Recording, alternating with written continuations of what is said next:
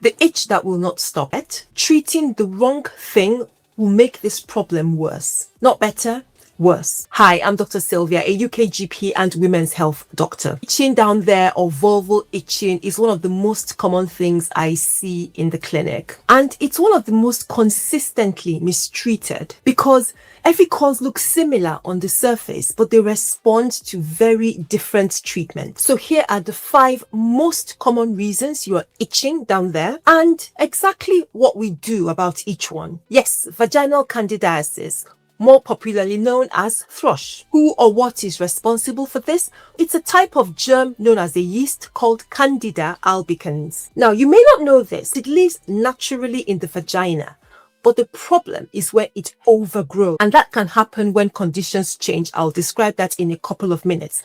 But what does it feel like to have thrush? You'd experience intense itching, redness of your vulval tissues, a thick white discharge often described as looking like cottage cheese, and sometimes experiencing a burning sensation when you're urinating. What about those conditions that lead to thrush? Examples are you've just finished a course of antibiotics, you're fond of wearing synthetic tight underwear, using perfumed products near the vulva can affect some of us in that way. Being pregnant or having a very high sugar intake are all conditions that can make it likely for you to develop thrush. It's treated using antifungal medication. You will find things like a fluconazole tablet or clotrimazole pessary in the pharmacy. Usually a single dose will tackle the problem. However, I will recommend, if it's the very first time you're ever getting symptoms that sound like thrush, or you're experiencing it quite a lot, more than 3 times in a 12-month period, please see your GP before buying any pharmacy cream, tablet, because thrush that keeps coming back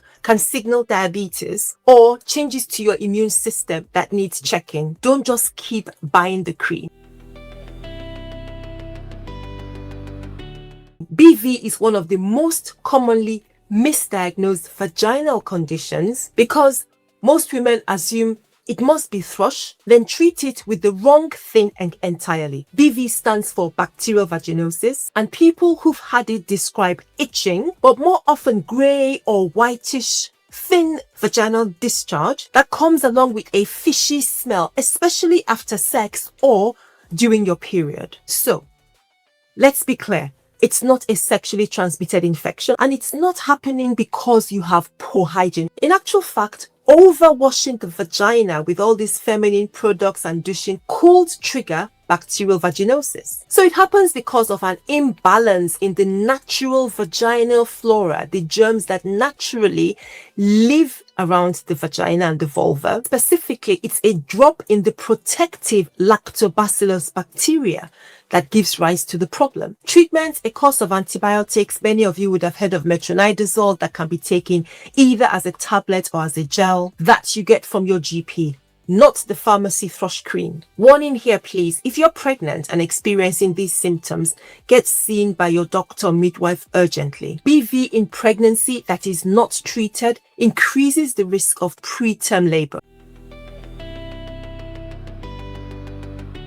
This is what I call the silent epidemic because we see it quite a lot. Women who have essentially given themselves a contact allergy on the most sensitive skin on their body and have no idea it's the product they've been using that's causing the problem. Women with contact dermatitis describe itching, redness of the tissues again, and sometimes swelling of the outer lips or labia. No unusual discharge, no smell, just the itch and the irritation.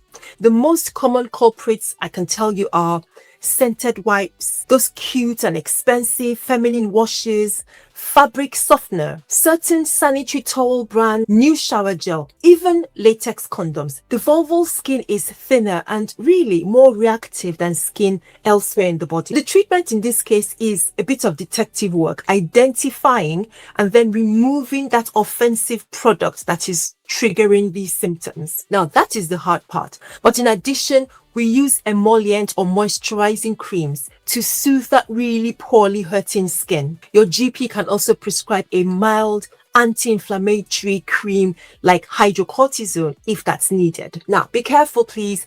Do not use steroid creams near the vulva without clearance or without the supervision of your doctor. Using the wrong preparations, especially more potent ones for a long period of time, can make the vulval skin thinner and end up just making things worse. This one gets missed for years. Lichen sclerosus is an autoimmune, chronic skin condition that affects the vulva. What's autoimmune? This is where your body recognizes its own cells as the enemy and fights against itself, literally. Now, this type of itching, because it causes itching, obviously, is described as an intense, persistent itching by women who've had this. It's often worse at night, and it shows up with changes to the skin that look like white, pale patches around the genital area. The skin can look fragile, shiny, crinkly, changes that develop over time. In later stages or as this disease progresses, pain during sex, pain passing urine can also develop. It's happening because your immune system is attacking its own vulval skin tissue. So this is not a contagious condition. You're not spreading it to somebody else. It is not a sexually transmitted infection. It can affect women at any age, but we most commonly see it in women after the menopause.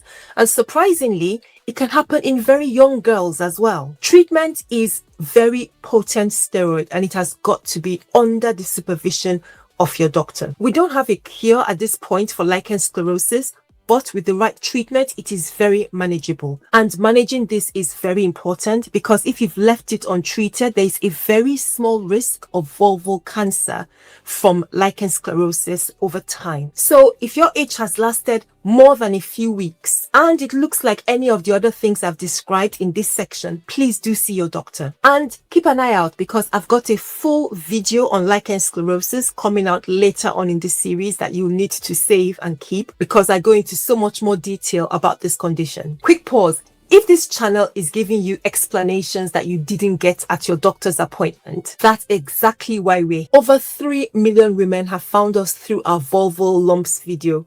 We're nearly at 100,000 subscribers. So click on that subscribe button. Let's get there. But now let's get back to the video. Trichomoniasis, trich for short. That's the parasite that causes the sexually transmitted infection Trichomoniasis. We don't talk about it as often as we discuss chlamydia or gonorrhea, even syphilis, but it is one of the most common sexually transmitted infections worldwide. There is itching, soreness, and a distinctive yellowish, greenish, grayish discharge from the vagina. There's also a strong, unpleasant smell. I've heard it described as musty. Some people have said it's the worst odor ever. Interestingly, but not unusual for STI, some women have absolutely no symptoms, and that's why routine STI screening matters because sometimes you can't tell who has what. Treatment, metronidazole, yes, same as what we use for bacterial vaginosis, but a critical difference here, this is sexually transmitted, so your partner or partners must also be treated. If they're not, you simply run the risk of reinfecting yourselves or them infecting someone else in future. And of course, there are complications to this like pelvic inflammatory disease, fertility related issues in future. So if you've been using BV treatment over the counter and it's not going away, it keeps coming back, please get an STI screen before trying anything else. For some people, trich and BV can look and feel almost identical, but they do need different conversations to manage them. So if you're a nurse, doctor, or other medic watching this, I'd love to know what patterns you're seeing in your practice. Drop it in the comments below. Let me pause again for another second because I know somebody watching this video, you've probably spent 30, 40, 50 pounds on over-the-counter thrush cream for something that isn't thrush. Now, I'm not here to make you feel bad about that, but I don't want it to happen again. So we've described 5 causes, 5 different treatments, and now you know there are differences between them. So quickly to summarize, thrush, itching, white discharge, treated with antifungal. BV, smell, grey discharge, needs medicine from your GP. Contact dermatitis, itching without a discharge, Find and remove the trigger product. Lichen sclerosus, persistent itching, white, pale skin changes, urgent assessment. Trick, frothy yellow-green discharge. You and your partner need treatment.